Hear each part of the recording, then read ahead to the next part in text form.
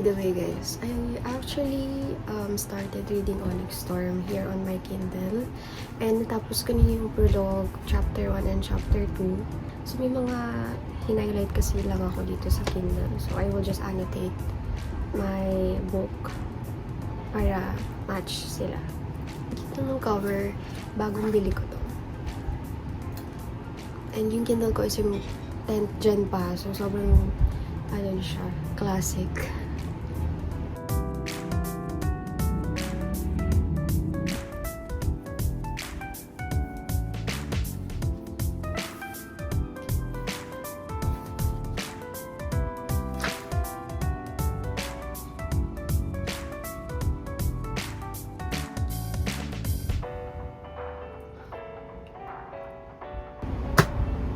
Do you know that I'm a recent girl through and through? Among all the books that I've read, fantasy, contemporary romance, dark romance, etc., I still come back to recent talaga.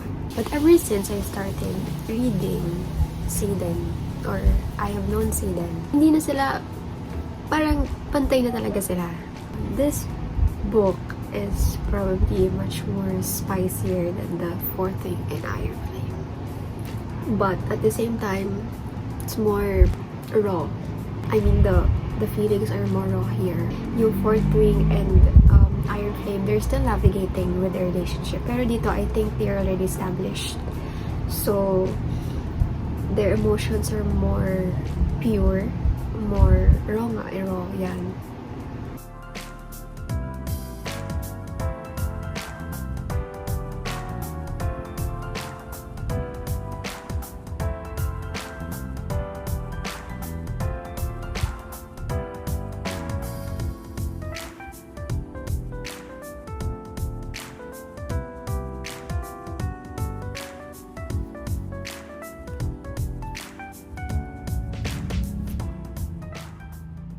So, reading update. I am currently reading chapter 12. And I'm already stressing here. And by the way, kung nainis kayo kay Dane sa Fourth Wing, mas may inis kayo sa tatay niya. Like, Iron Flame pa lang. And ito lang yung spoiler na gusto kong sabihin dito. Pero, Athos already achieved the general rank for Basgaya. So, siya yung pumalit sa Mother with a Violet. And it sucks.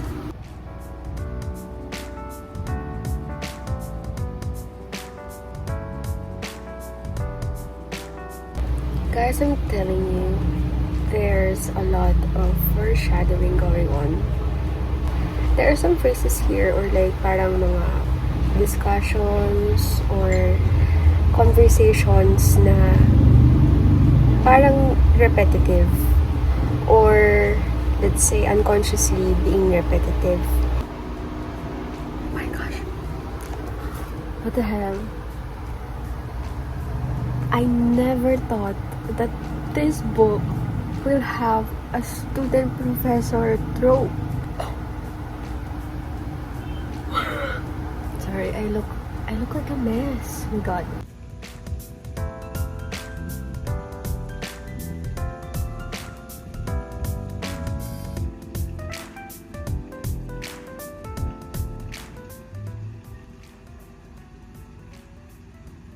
I can't believe this man.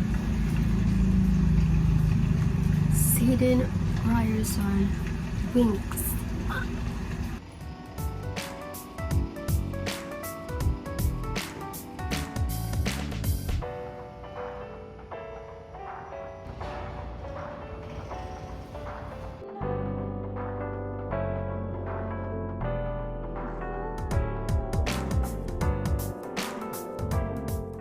Hi guys, so it's already third day of me reading Onyx Storm. My target talaga is 24 hours lang siya, pero a lot has happened these recent days. I am currently in chapter 58 and I'm actually afraid because I'm close to ending. So, konti na lang talaga siya. So, sana matapos ko tonight and let's see what will be my reaction at the end of this book because I'm also curious how I will react. And kanina, Yung ibang chapters is pinasok ko at the office. So, I was kinda teary-eyed kanina when I read a certain chapter here. Anyway, moving forward, let's see what will happen from chapter 58 and beyond. So, chapter update. I'm already in chapter 63. And I'm reading Imogen's POV. And was mentioned here, where the fuck is Ryers? Where is Zayden? Even Violet is looking for him. I have a bad feeling about this. I don't know where he is.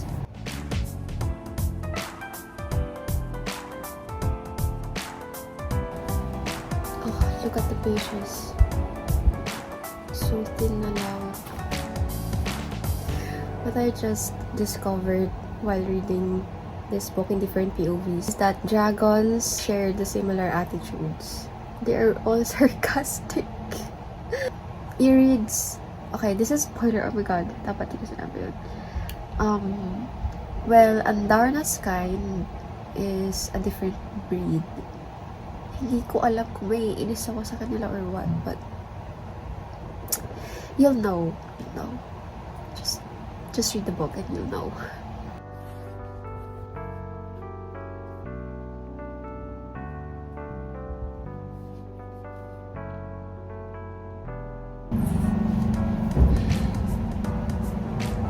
This is not really good for my mental health.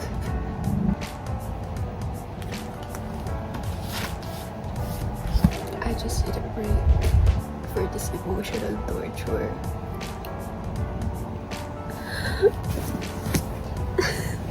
I have to recover from that very depressing chapter. It feels like Liam all over again, so I had to take a break for a few minutes before I continue. And I guess this is the last chapter, so I am readying myself again for another wave.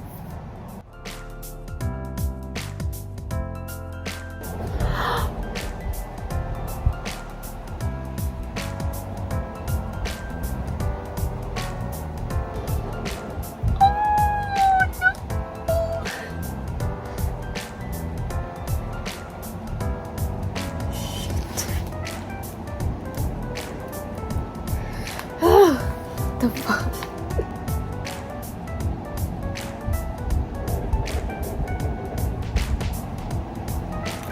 Oh my gosh. I think kilala ko na kasi isa nag-turn. Oh my gosh.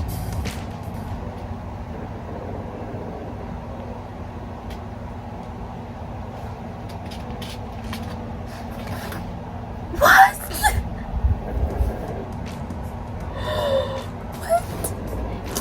The ending just ended like that? What? Oh my gosh, wait lang. I need to collect myself. Okay, so, I'm not sure how I will recover from that ending because, what the heck? Oh, I actually have an idea, like, I already have the idea that the ending of Onyx Storm will end up in a cliffhanger. What the fuck? What the hell? What? Guys, pag nabasa mo talaga yung huli, manggigigil ka. Anong nangyari? Mamatanong ka, anong nangyari? I'm so shocked. I cannot recover. What the Okay, I don't wanna cuss a lot, pero what the fuck? Like, let me show you, ha. Let me show you. It's the last page, and then when you flip it, blank page na siya, sis. And then acknowledgement na agad. So if you will look here, walang special chapter whatsoever. After acknowledgement, what the heck? Ito na agad. Join our squad. Are you freaking kidding me? Rebecca?